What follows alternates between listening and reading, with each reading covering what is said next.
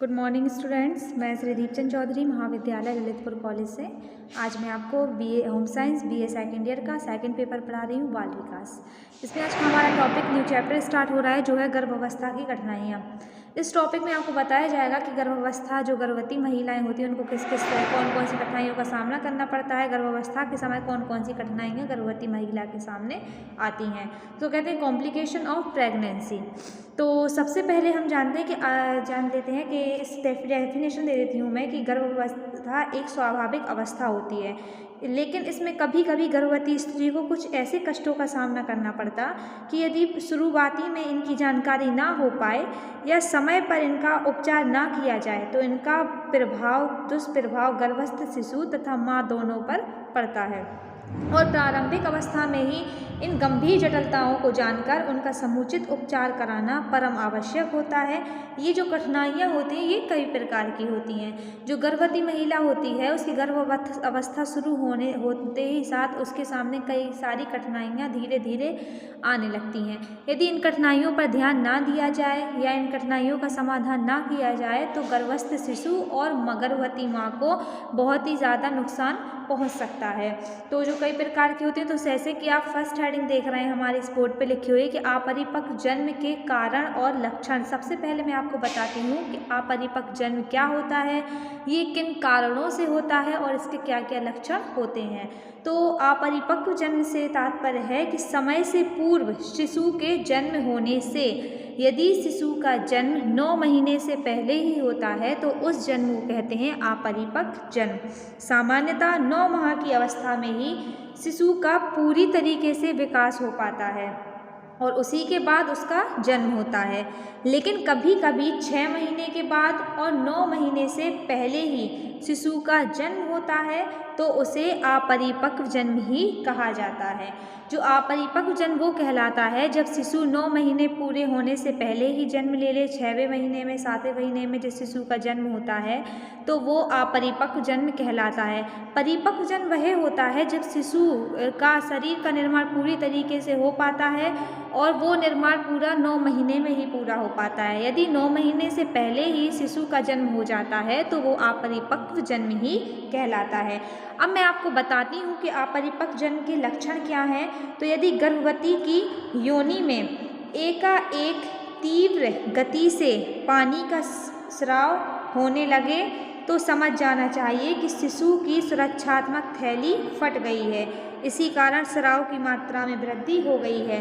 अपरिपक्व जन्म का पहला लक्षण ये दिखाई देता है कि गर्भवती की योनि से अचानक से तेज गति से पानी आने लगता है, सफ़ेद सफ़ेद श्वेत रंग का पानी आने लगता है। तो वो इस कारण आता है कि जो बच्चे की सुरक्षात्मक थैली है जिसके अंदर बच्चा सुरक्षात्मक रहता है वो अंदर फट चुकी होती है, इसके कारण गर्भवती की योनि से पानी आने लगता है।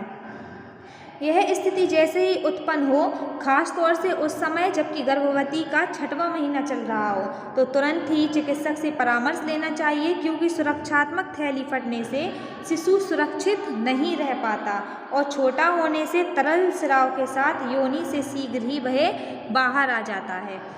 अब मैं बताती हूँ आपको अपरिपक्व जन्म के क्या कारण होते हैं। तो अपरिपक्व शिशु जन्म के कई कारण हो सकते हैं, जैसे गर्भवती स्त्री की अच्छी से देखभाल ना हो पाना या गर्भवती स्त्री को संतुलित और अच्छा व पौष्टिक भोजन ना मिल पाना या विषाक्तता या सिफिलिस या गर्भवती स्त्री के साथ कोई दुर्घटना होना या उसके गर्भाशय पर चोट लगने के कारण अपरिपक्व जन्म के ज़्यादा से ज़्यादा चांस बन जाते हैं। इसका उपचार ये है कि अपरिपक्व शिशु को समय से पूर्व जन्म ले लेता है और वह शारीरिक रूप से पूरे परिपक्व नहीं होता है, अतः जन्म के बाद उसकी जीवन रक्षा के लिए उचित देखभाल करनी चाहिए। तो ये जो हेडिंग्स थी हमारी अपरिपक्व जन्म के लक्षण, ये यही कंप्लीट हो गई। अब मैं आपको बताती हूँ, जैसे आप बोर्ड पे देख रहे हैं सेकंड हेडिंग लिखी हुई है हमारी गर्भकालीन विषाक्तता और इसके ये कितने प्रकार की होती है और इसके क्या लक्षण होते हैं। गर्भकालीन विषाक्तता ये मैं आपको बताती हूँ। इसको कहते हैं टॉक्सीमिया ऑफ प्रेगनेंसी। गर्भकालीन विषाक्तता एक गंभीर जटिलता है, क्योंकि यदि किसी गर्भवती स्त्री को यह रोग बार बार लग जाता है तो प्रत्येक गर्भावस्था के समय यह समस्या उत्पन्न हो जाती है। इस समस्या से गर्भवती स्त्री के गुर्दे, हृदय, रक्त परिभ्रमण में बाधाएं परेशानियां होने लगती हैं, जिसके भयंकर परिणाम सामने आते हैं और इससे माँ और शिशु दोनों प्रभावित होते हैं। गर्भवती स्त्री में तो इस समस्या के कारण मांसपेशीय विकृति होने की संभावना रहती है तथा दूसरा जन्म से पूर्व शिशु की मृत्यु हो सकती है। सामान्यतः देखा गया कि यह समस्या गर्भावस्था के चौथे या 5वें महीने से ही फैलने लगती है और इसकी प्रमुख पहचान ये है कि इसमें रोगी का रक्तचाप यानी ब्लड प्रेशर सामान्य से बहुत अधिक हो जाता है। जो गर्भकालीन विषाक्तता होती है ये 2 प्रकार की होती है। पहली होती है तीव्र विषाक्तता और दूसरी होती है दीर्घावधि विषाक्तता।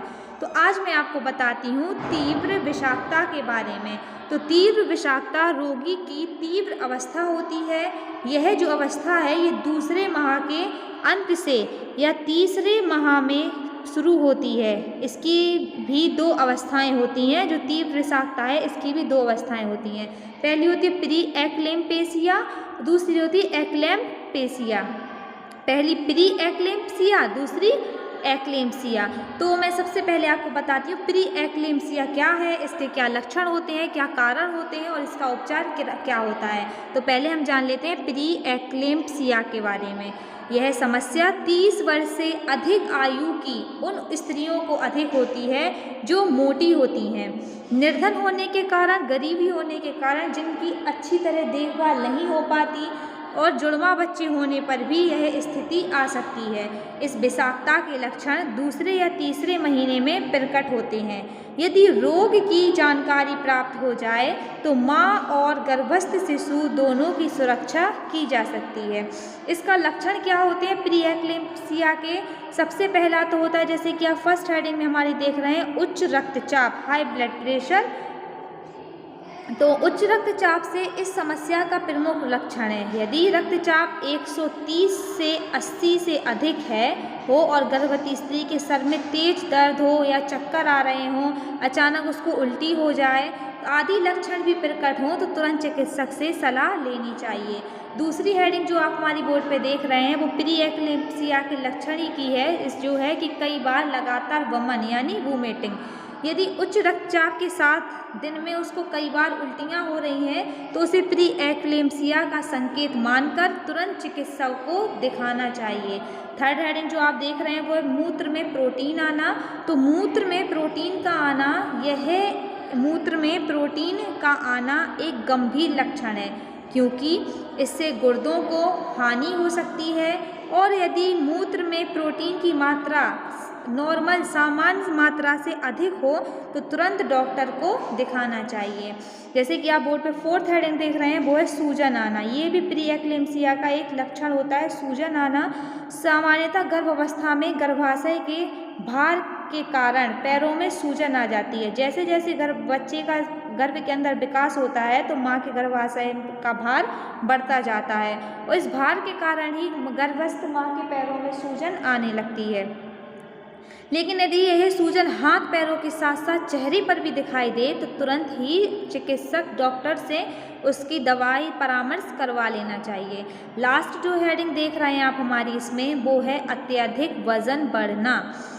तो ओवरवेट गर्भकालीन अवस्था में गर्भस्थ शिशु के विकास के कारण धीरे धीरे माँ के भार में भी वृद्धि होती जाती है।